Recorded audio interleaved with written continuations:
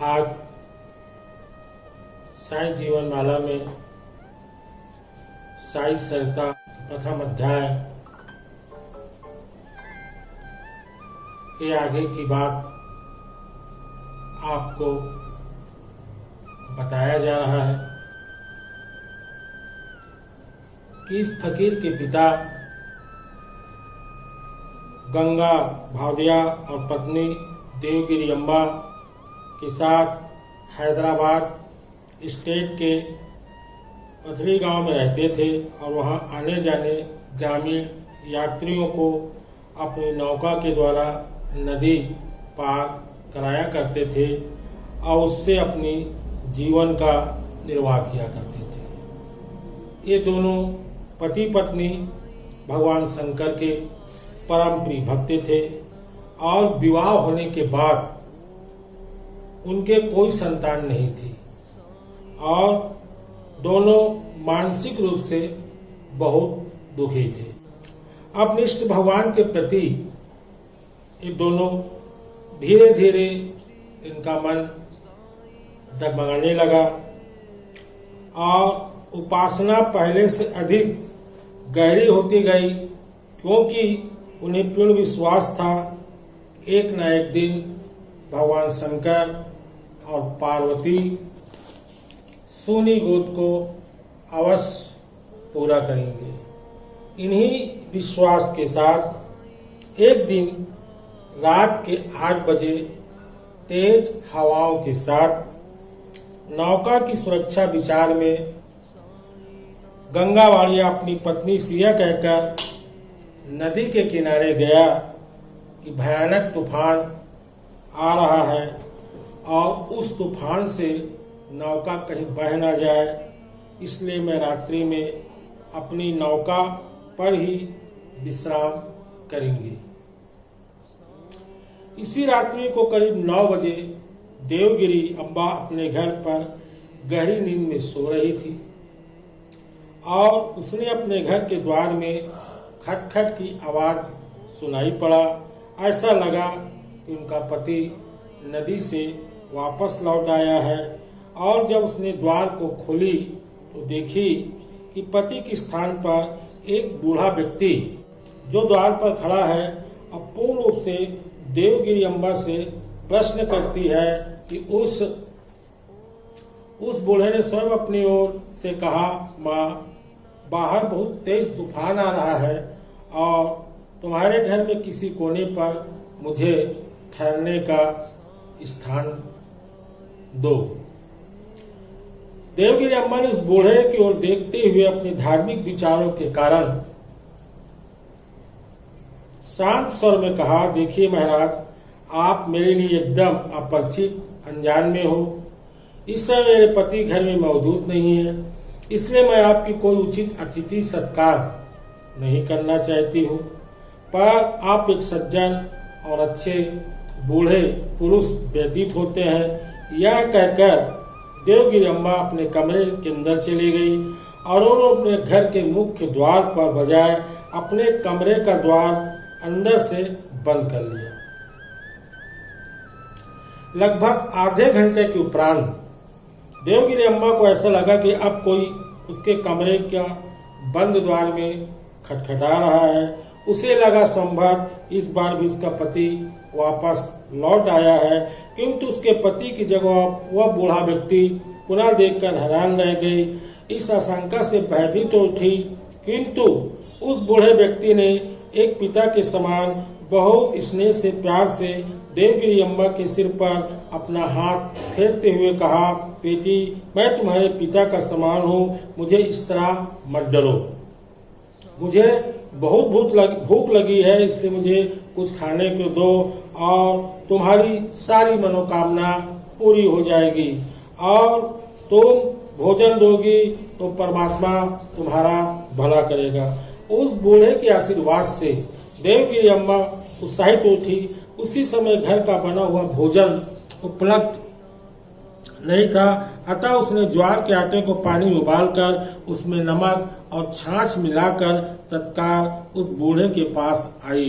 उस बूढ़े ने सहज पूर्वक देवगिरी अम्मा को पुनः आशीर्वाद दिया और अपनी प्रसन्न मुद्रा में कमरे में विश्राम करने के लिए वापस लौट आई। उस देर के बाद फिर खटखट की आवाज आई। देवगिरी अम्मा पुनः चौंक दिया। उसने उठकर देखा कि वह बूढ़ा व्यक्ति पुनः उसके द्वार में खड़ा था।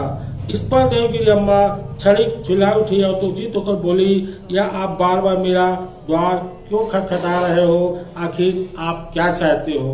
अब भेद भरी मुस्कान उस बूढ़े व्यक्ति ने अधरों पर सिमट आई और बोला, मैं चाहता हूँ कि तुम आज रात मेरी चरण सेवा करो, क्योंकि ऐसा सुअवसर तुम्हें कभी भविष्य में प्राप्त नहीं होगा। तुम्हारे मन की मुराद पूरी करने के लिए यह बूढ़ा इतनी दूर से तुम्हारे पास चल कर आया है। मैं लंबा सफर से बहुत थक गया हूँ। तुम मेरे पैरों में आसानी पीड़ा हो रही है। बूढ़े की इस कथन को सुनकर देवगिरी अम्मा समझ नहीं आ रहा था कि अब क्या करूं। उसने अपने पूजा स्थल पर आकर अपने इष्ट भगवान शंकर और पार्वती के चित्रों के सम्मुख हाथ जोड़कर प्रार्थना करने लगी, हे प्रभु, आपकी यह अद्भुत लीला है। यह बूढ़ा व्यक्ति कौन है? इससे मेरी रक्षा करिए प्रभु, मेरी रक्षा करिए प्रभु। देवगिरी अम्मा अपने पिछले घर के द्वार पर बाहर इस आशा से निकल गई, यदि कोई परिचित उसे बाहर नजर आए तो वह अपनी इस सहायता के लिए उसे साथ ले आएगी। तेज तूफान वर्षा के कारण उसे बाहर कोई परिचित व्यक्ति नजर नहीं आया, अतः अपने कमरे में वापस लौट आई। उस कमरे के द्वार मजबूती से अंदर से बंद कर ली और अपने पलंग पर लेटकर बड़ी बेचैनी से करवट बदलने लगी। इसी मनोदशा से लगभग 5 मिनट बीते होंगे। देवगिरी अम्मा को लगा कि इस पर से कमरे का पिछला द्वार कोई बाहर से खटखटा रहा है। उसने द्वार खोलने के बजाय खिड़की से झांक कर देखा तो एक अधेड़ आई की औरत को देखकर उसने द्वार खोला।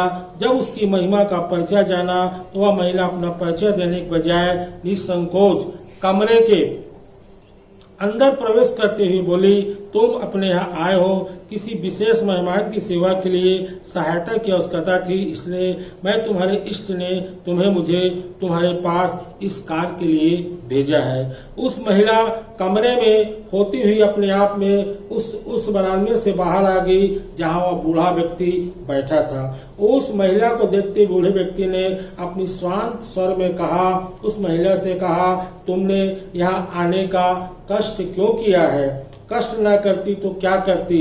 आप तो अपने भक्ति से प्रसन्न होकर अपना आशीर्वाद प्रदान करने के लिए यहाँ आए हैं, परंतु उससे अपना आशीर्वाद देने के बजाय आप कौन सी ऐसी अनोखी लीला प्रारंभ कर दी है? इस पर बूढ़ा व्यक्ति भेद भरी मुस्कान के साथ धीरे धीरे मुस्कुराते हुए बोला, मैं अपनी भक्ति की परीक्षा ले रहा था और जब तुम स्वयं चलकर यहाँ आ गई हो, अब आशीर्वाद देने से तुम्हारा अधिकार पहले है। बोलो साईनाथ महाराज की जय।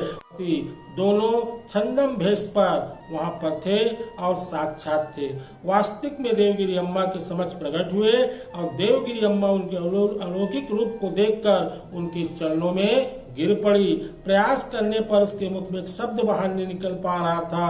आंसू की धार उसके नेत्रों में बह रही थी। माँ पार्वती ने अपना वरदान देते हुए कहा, उठो पुत्री, हम तुम्हारी निस्वार्थ भक्ति, विश्वास और सेवा से अति प्रसन्न है। मैं तुम्हें वरदान देती हूँ कि तुम शीघ्र ही एक पुत्र और एक पुत्री की माँ बनोगे। फिर भगवान शंकर ने अपना आशीर्वाद देते हुए कहा, इन दोनों संतान के उपरांत संसार का उद्धार करने के लिए, समभाव को मूल परिवर्तन लाने के लिए मैं स्वयं एक संत के रूप में तुम्हारी तीसरी संतान बनकर लूंगा, किंतु तुम मुझे पालन पोषण का सौभाग्य प्राप्त नहीं होगा। बोलो सद्गुरु साईनाथ महाराज की जय।